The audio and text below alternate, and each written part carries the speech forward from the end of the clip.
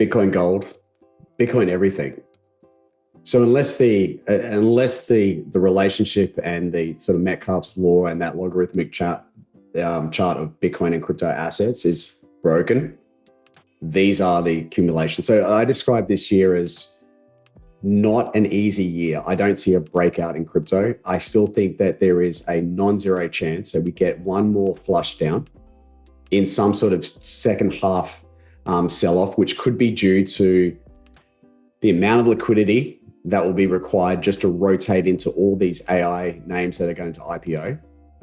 There's a potential there. It's happened before. It could happen again.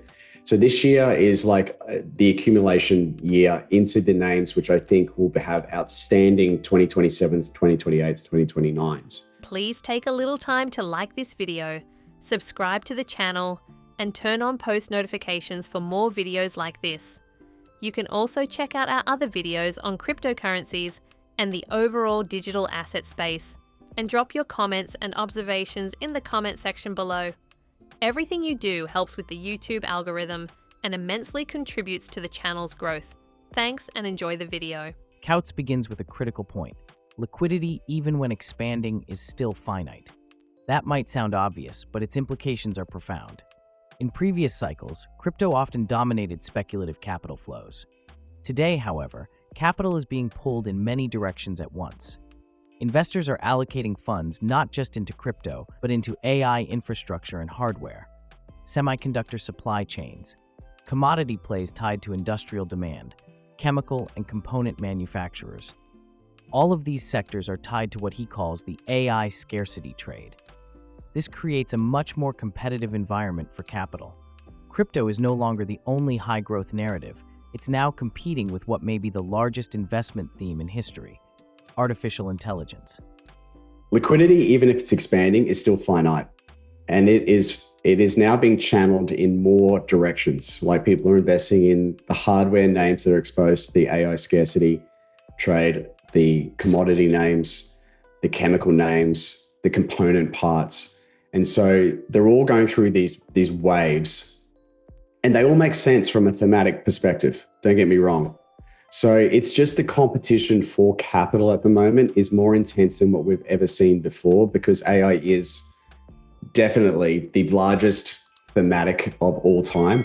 It's just that people don't fully realize that it's also by nature a blockchain play as well. So maybe it's just time horizon. We are sort of in the latter stages of a liquidity cycle as well. So everything's a little bit more volatile. But look, I mean, Bitcoin priced in a 50% decline, 55% decline from its high from Q4 to Q1. Now, I think that has sort of reset a lot of things within the space. The markers that I saw on that February 6th low were indicative of a capitulation low that I've seen before. I have dashboards for this, and like everything that I was using in 2022, which helped me pick the low in Q4. Except for liquidity, because we were coming through the typical year of a liquidity downdraft, whereas this year we're still in a liquidity bull market, but towards the end of it. And so I think it's going to reset, and it's going to, quite frankly, fuck with a lot of people's models, because it feels like 4-year cycle and everything. It's like everyone's still attached to it. I don't think they're thinking long term enough, and that the wriggles and the moves in this are now going to be shaped differently, not only because the time has come. Blockchains are productive assets. AI agents are going to start showing up, and activity is going to show up in a very, very structural way. But also asset allocators, Morgan Stanley, Charles Schwab saying that they should have 5-7% in Bitcoin, and then that fans out into other, these are different buyers to the crypto native buyers of the past that were really cycle orientated.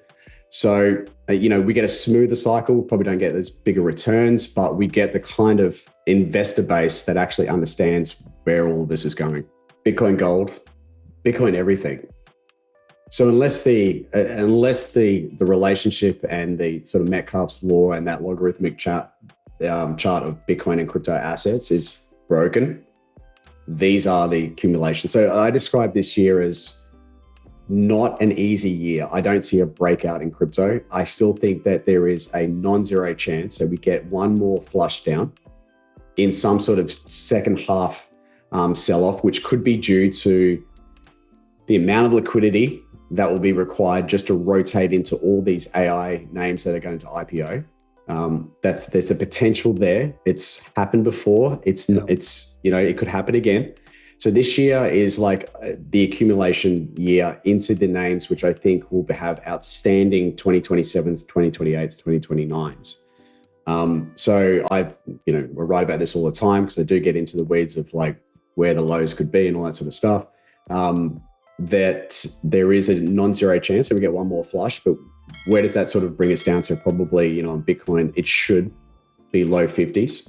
And we are right at the point, like I just wrote a report, I'm not sure if you saw this, but it was out today. You look at all the on-chain cost basis of short-term holders and the average or the true mean of the network, it's right on 80,000. 80,000 is where a ton of volume traded on the centralized exchanges, but also where a lot of spot traded.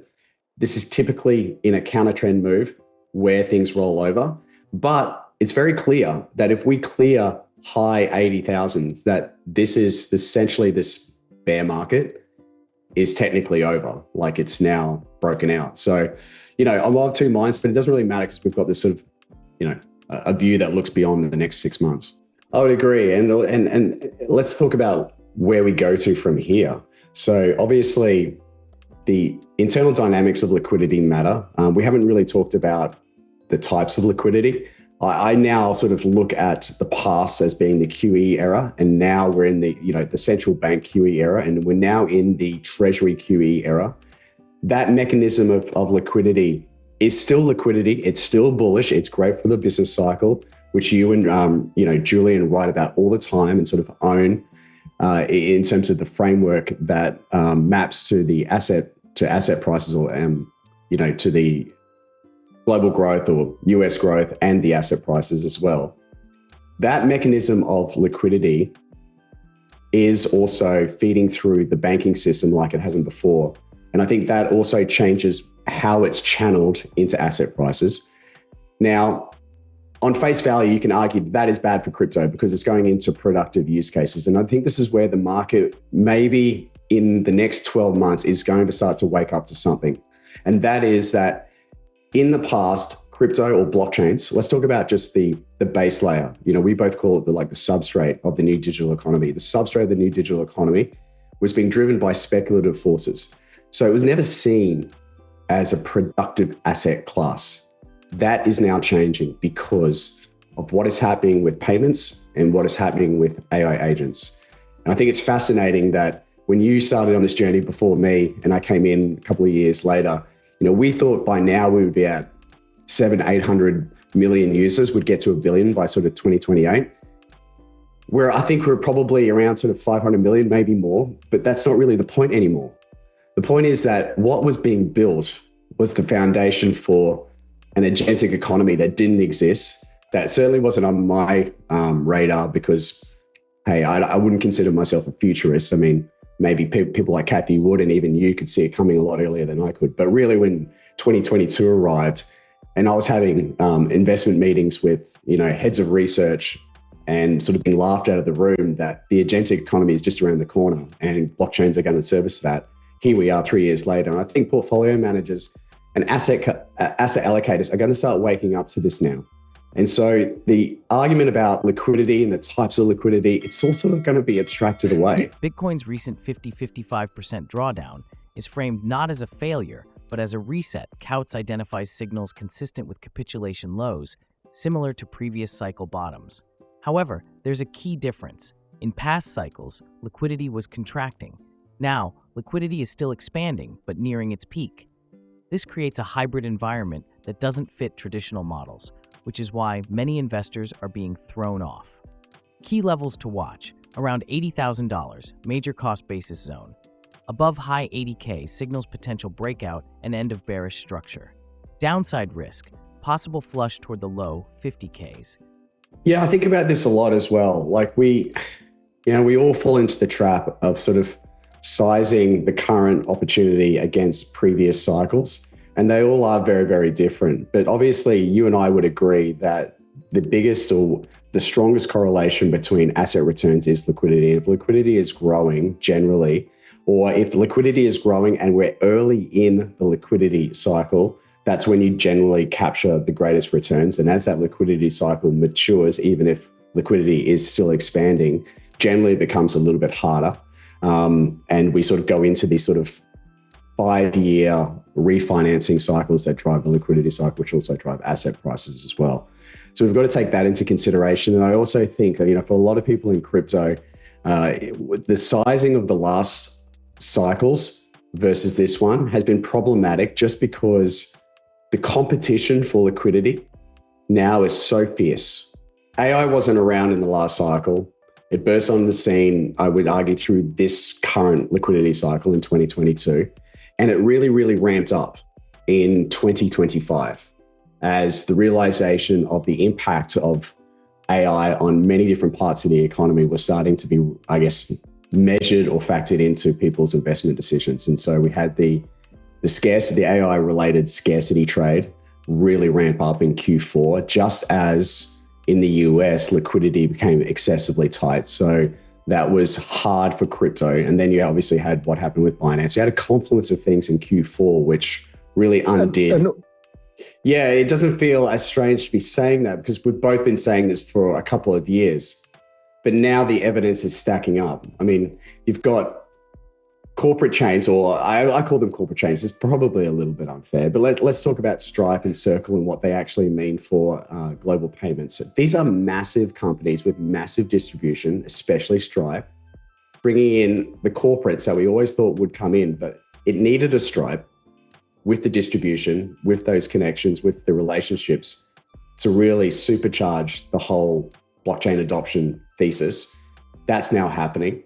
Circle's going after the FX market with 100 partners now. And so it's looking like it's going to be a massive company of the future. Tether already owns the emerging market sort of distribution channels through Tron and through Ethereum and the other blockchains. And now it's building its own chain as well. It's just the argument for an asset allocator used to be, well, you know, it's speculative, number go up, you know, scarcity on the Bitcoin side, smart contract platforms, they're kind of like utilities. Now it's becoming a lot more clearer. And so the question is not, okay, should we invest? It's like, what is the right allocation? Now, I might be a little bit ahead of myself. You're speaking to these asset allocators in Geneva and in the Middle East. You tell me what they're saying about in terms of what's the allocation size now. I agree. And you call it density, I call it intensity. It's the same thing. So you look at the the blockchain itself, and there is layers within the blockchain. It is obviously the base layer of the digital economy, but the base layer itself has very important sub layers that make up its value. And so you would argue that the base layer of the base layer is the consensus layer, right? So the validator set, how distributed it is, how decentralized it is. Then you've also got obviously the L1 itself. So fees matter, the type of fees matter, but it isn't the core of a valuation argument for the chain itself. Well, because if I'm right, every agent will self-select away from any chain with fees. Fees will collapse. Like we're already seeing, like on Sui and on Solana, that fees are 0.01%. But then you've also got that final layer, the critical layer, because all of that matters for not if people aren't building or if applications are not being built on top of it. So you've got to measure the application layer, the intensity of that layer, what is the profitability of that layer, because actually at that layer, profitability does matter. Because essentially they're businesses, right? So you can call them decentralized applications or open applications, but they essentially need to be able to sell above their costs and reinvest those. Because they have. Yeah, so I think Stripe's white labeling stablecoins. So I think the role that they're going to play is that they're going to bring dollars into the crypto economy, and so a DoorDash dollar will be transferred amongst sort of Stripe partners on the Stripe network. But essentially that is money now that's come into the crypto economy. And the one thing that we know from conversion to fiat into stablecoins is that those dollars in the crypto economy become very, very sticky. Yeah. So there isn't a direct mechanism for a DoorDash dollar into, a DEX protocol, but it's all fungible, right? So if you've got a balance or you've got a wallet where you've got DoorDash dollars, you can exchange that for USDC and do whatever you want on Ethereum or Solana. It's just bringing more capital in. USDC, on the other hand, I think is a far more direct and easier sort of interplay into the crypto economy, because USDC is already the largest sort of DeFi stablecoin. Its interoperability protocol is the largest protocol, so it's moving dollars across chains.